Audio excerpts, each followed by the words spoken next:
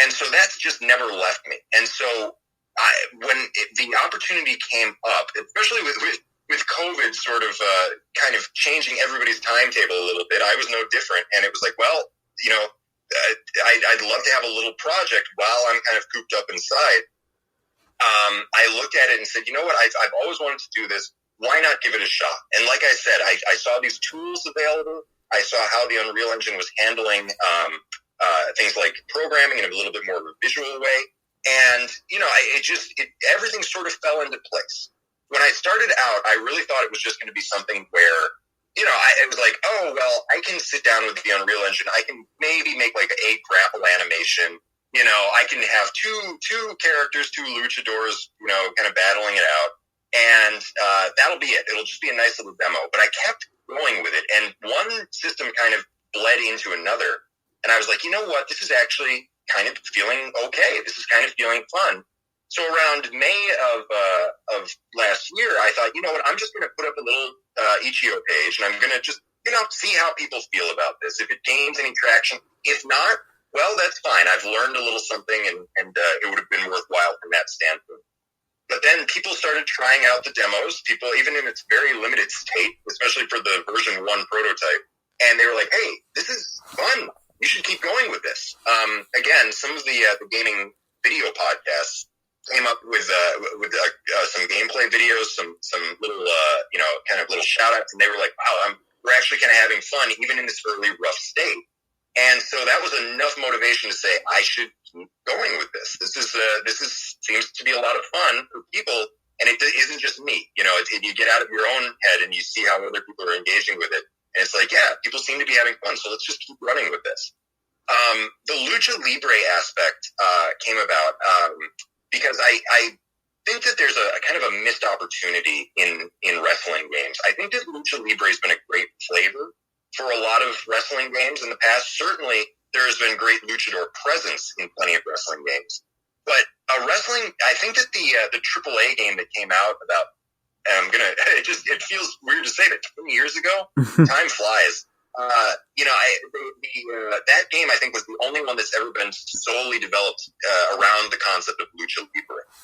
And so for me, I thought, well, Lucha Libre is such an incredible cultural thing. Down in Mexico City, Lucha Libre has been considered one of the major cultural landmarks. Characters like El Santo, Blue Demon, characters, from Lucha Libre's great lore and past. It's breached the culture in a way that I don't think is really. I don't know if there's a direct comparison that you could have in American wrestling or Japanese wrestling. So it's one of those things where I just looked at it and went, this is a great opportunity to maybe delve into and do a little bit of learning on my end as well, where I've been able to kind of dive into the history of Lucha Libre a little bit and learn something new about pro wrestling. And it's been a lot of fun in that regard too. So the motivator here is just kind of a lifelong fandom of pro wrestling, the chance to learn a few new things, not only about wrestling, but also about how to develop and program a game from the ground up like this. And, just try out stuff that I've really wanted to work on for a long time. Finally kind of getting off the couch and saying, you know what, let's get to work here. And it's been a blast doing that. I agree with you. You're determined to go all out with this because you added commentary into the game as well. Oh, I did, yeah. So I'm really, really blessed to be from a pretty diverse family. And my cousin's husband is from the Dominican Republic. He's not a wrestling fan, but he has this really great kind of enthusiasm when he does like a voiceover type thing. And obviously, very, very native Spanish speaker. So I thought, well, you know what? I have this wonderful opportunity to leverage this for the game. And obviously, I grew up also along with the American hockey games. I played a lot of Japanese wrestling games too. And one thing in a game like, say, Giant Graham or Champion Wrestler that always struck me was how you could get engaged with color commentary even if you didn't understand what the people were saying directly. So I thought it would be a wonderful bit of flavor to the game if we could have authentic Spanish-speaking color commentary. So I got in touch with my cousin's husband. He's a wonderful, hardworking guy, faithful father of 3 daughters, and I know he's busy because he also works a couple of jobs. But I said, if you have some spare time, if you could do some commentary on this, I think you would do a phenomenal job. So he sent over a little bit of commentary. It's all very preliminary and limited right now, but it's just added so much to the game. His name is Esteban. Esteban, if you ever hear this, I just want to tell you you're doing a tremendous job publicly. Keep it up. I can't wait to hear more when we get to do more recording sessions. Well, that's awesome. That's a cool story, actually. That's actually interesting.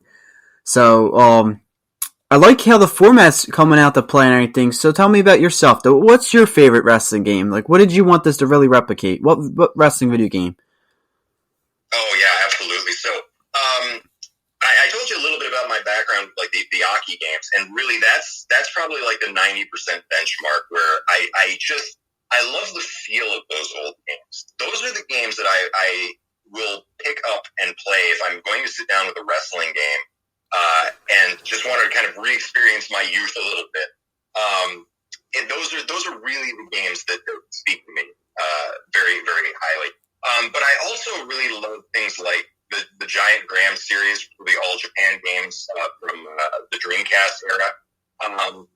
There was also All Japan featuring Virtua, which was sort of a kind of a predecessor to those on the Sega Saturn. The Fire Pro games really made a mark on me as a kid. And also, I think that going back and looking at games like WrestleMania, the arcade game, there's certain over-the-top quality to games like that. Things like Saturday Night Slam Masters as well, where everything is just heightened and a little bit bigger and more over the top.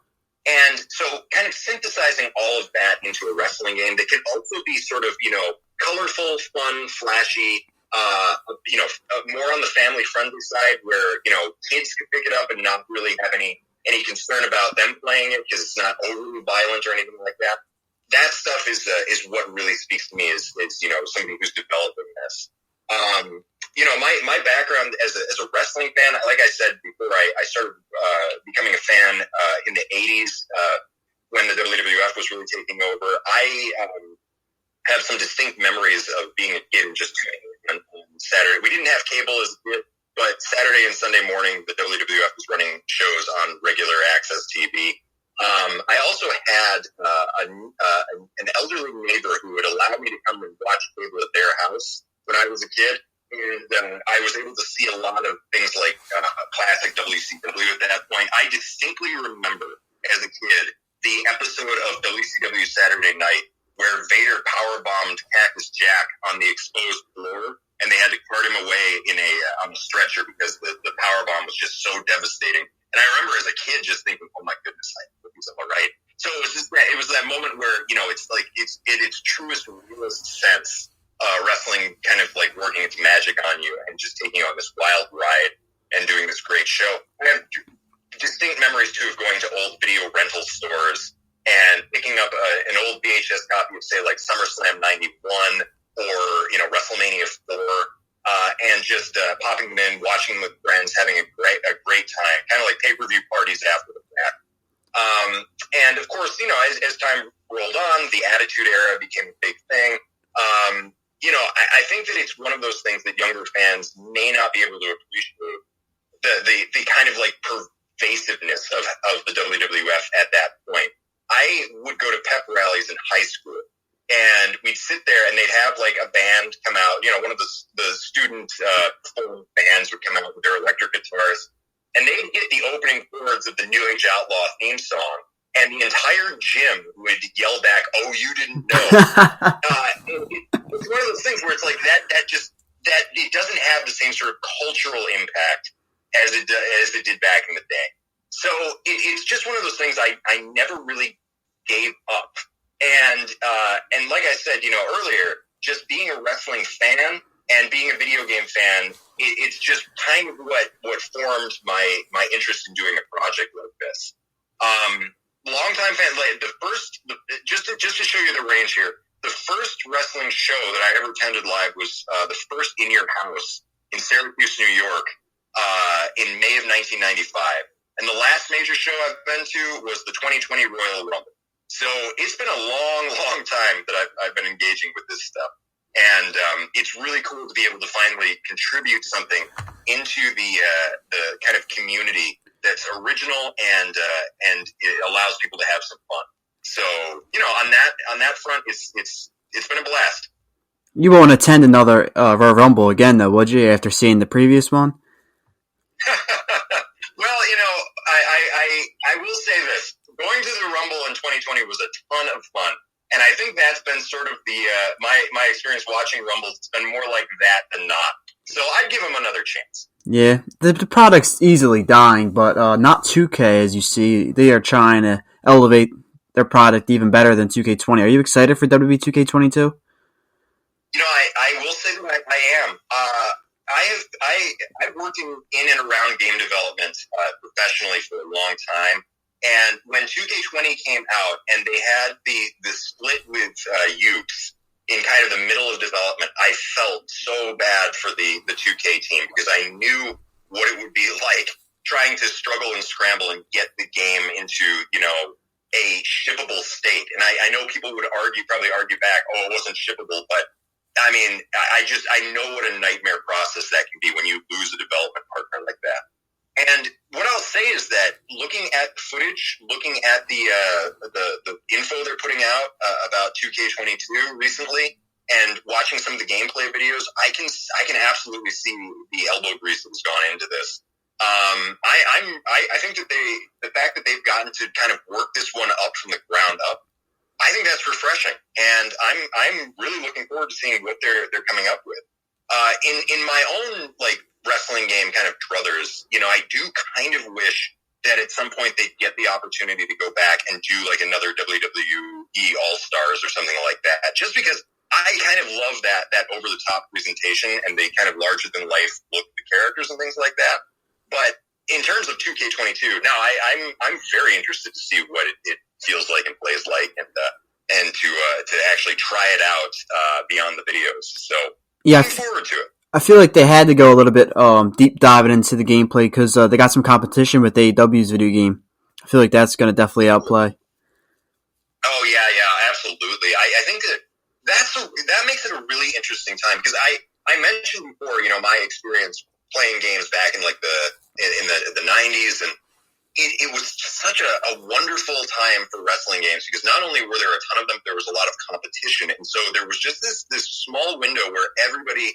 I mean, my goodness, Square Enix was in on it, right? With oh boy, I can't even remember. All-Star Wrestling, I think is what it was called. I'm sorry, the name just flew out of my head. But there was just this wonderful time where there were so many people making wrestling games and trying to just make great games, and then all of a sudden, it just all went away. And so suddenly, it's like, all right, we've got a WWE game coming out, we've got an AEW game coming out. And I wasn't even aware of this until I got into it. There's a ton of indie development going on right now. Oh my god! Things like Fire Pro are available on Steam. It's just COVID. COVID definitely helped out with that. I will give COVID that. Like you said, when nobody had anything to do, they all stayed inside and they all started grinding on their skills and everything. And look how well this is a journey for wrestling gamers. Look at all the people that are here now. We have all the competition. Yeah, absolutely. And, obviously, COVID is one of those things you just have to try to find silver linings with. And I think that is one of them where people were able to finally, they were almost forced to find the time to just do those little pet projects that they wanted to try. And that is a good thing. To your point, too, I think that I've looked at some of the stuff AEW is coming out with for the game, but the Ukes is coming out with for the AEW game. I think it looks really good so far from the very limited gameplay we've seen. The one clip I always talk about is the one where Jungle Boy grabs the arm lock and he walks over to the corner and he does the little flip into the arm drag off the ropes. And the way he stomps over there and the way that he leaps through the air, it's like, that really feels like Jungle Boy. Those little things that they're able to catch, they're just, I love that. I always am intrigued when I see things like that. Who do you think is going to be the highest overall in their video game?